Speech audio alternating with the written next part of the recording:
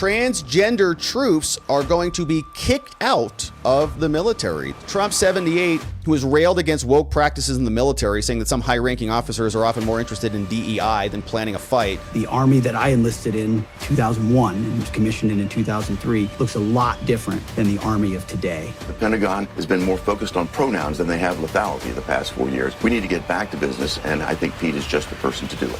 Donald Trump with an executive order on day one. This is a new report from The Times telling us that transgender troops are going to be kicked out of the military. This is the report. An executive order could be signed as early as his first day back in the White House, which would force 15,000 people out of their posts. Here is what the report says he is planning, right? They're telling it this is happening is what they're saying. Now, it could or could not happen. There's a lot of things that could happen between now and day one, but an executive order that would lead to the removal of all T's from the military, says defense sources. The order could come on his first day back in the White House. They say there's 15,000 people in this category. They would be medically discharged, which would determine that they were unfit to serve. And I'm wondering about this provision because I recall that they were throwing people out of the military saying that they were medically unfit because they were not jabbed. Right. So there's precedent for the military making medical determinations about a person's competency. And sometimes that can have some political overlap since they threw a bunch of people out of the military. It would also lead to a ban on T's joining the military and would come at a time when almost all branches of the armed forces are failing to meet recruiting requirements. So they're like, but we need people, so we'll just take everyone. Trump 78, who has railed against woke practices in the military, saying that some high-ranking officers are often more interested in DEI than planning a fight. The ban is expected to be wider ranging than a similar order made during his first term, when Trump prevented T's from joining the armed forces, but allowed those already serving to keep their jobs. Biden rescinded the order, but this time, even those with decades of service will be removed, according to several sources. These people will be forced out at a time when the military can't recruit enough people, a source said. Well, maybe it's because of that, right? You could think about that too. Maybe people don't want to join a military that is out of alignment with what they think a fighting force should be, or it's out of alignment with their values. Just one thought. Now, according to the Pentagon, privacy policies make it difficult to measure the number of active T's, but about 2,200 service members had been diagnosed with gender dysphoria when Trump's first ban was lifted. There are about 1.3 million active duty personnel in the military. There are believed to be thousands of other personnel who identify as a different gender. Military charities that fought the ban on the T's during the Trump's first term are aware of his plans for a similar move by the incoming administration. There's Pete Hegseth. Should a ban on the T's be implemented from day one of the Trump admin, it would undermine the readiness of the military and create an even greater recruitment and retention crisis, not to mention signaling vulnerability to American adversaries, said Rachel Brannaman, the executive director of Modern Military Association of America, which campaigns for the LGBs and the T's and the Q's and the pluses. So there's Pete Hegseth. Now, I'm not so sure that is the truth. Could say they're saying that there's a recruitment problem, but we'll come back to this article. Here's what Pete Hegseth said about this, because I also have this clip from Bill Hagerty, who says the idea that Pete Hegseth is coming in to take over the Department of Defense is actually leading to an increase in recruitment because people want to join a military that is filled with brutally lethal, highly competent fighting men and women, and not some woke DEI experiment where they're going to be lectured about their white rage. Maybe that's why they're not joining. And that's why I think it's our only way out. And that's why I do think we're at an existential moment. I'm not trying to be hyperbolic here when it comes to the DOD. I think we're at a shit or get off the pot moment. Yeah. We are at a tipping point for total institutional corruption. And Trump has a chance to reverse that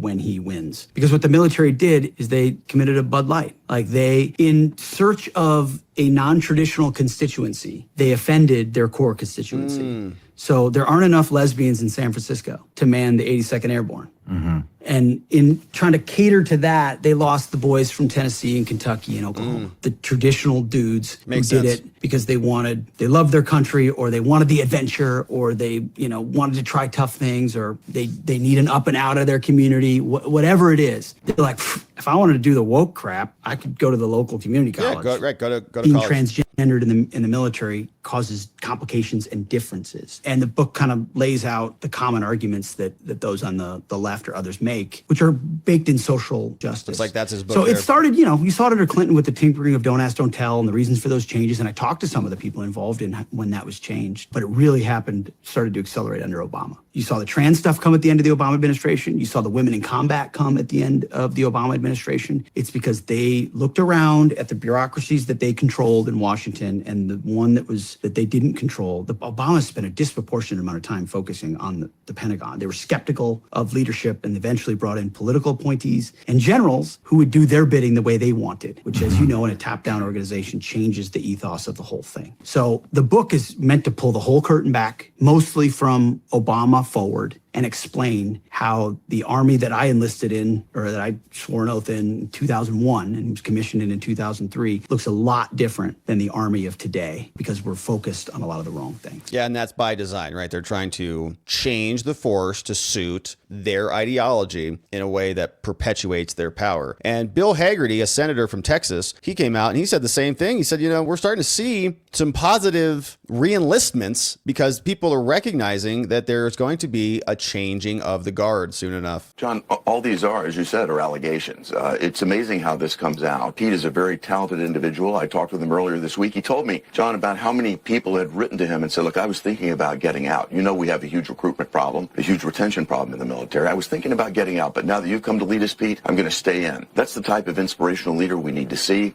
Don't let these allegations distract us. What we need is real significant change. The Pentagon has been more focused on pronouns than they have lethality the past 4 years. We need to get back to business, and I think Pete is just the person to do it. Right. And I think it's about that. It's about lethality. It's about having a readiness standard in the force to make sure people are competent and capable of delivering the deliverables that America and the military needs. Now, it's not, I think, from what we can see, about the actual individual or their lifestyle decisions, right? If somebody wants to be or is a T or a G or a B or an L or a plus or a Q or a spirit person or whatever, like go wild, that's fine. But the military is established for a certain purpose, and there are people who have a difference of opinion about how to achieve that purpose. Now, you can see this. Rick Grinnell, who is famously a gay man, is now going to be under consideration for Trump's point man on Ukraine, right? So here you can just see it's not that Trump has any, I think, real problem with any of these groups or any of these people, as the left likes to say he's a bigot, he's a racist, a homophobe, a transphobe, whatever. He's working with many people, but it's just about methods or a difference of opinion about implementation. So Rick Grinnell, who was the former acting DNI, is now reportedly under consideration to be a special envoy to Russia, Ukraine. Currently, there's no special envoy responsible for bringing an end to the war in Europe because they want the war to continue. Trump is strongly considering whether to create the role. Reuters reported, citing 4 sources familiar with Trump's deliberations. Now, if he does create the new position, Grinnell is said to be the leading candidate, though Trump could select someone else. There is no guarantee that Grinnell would be even wanting the position. But they obviously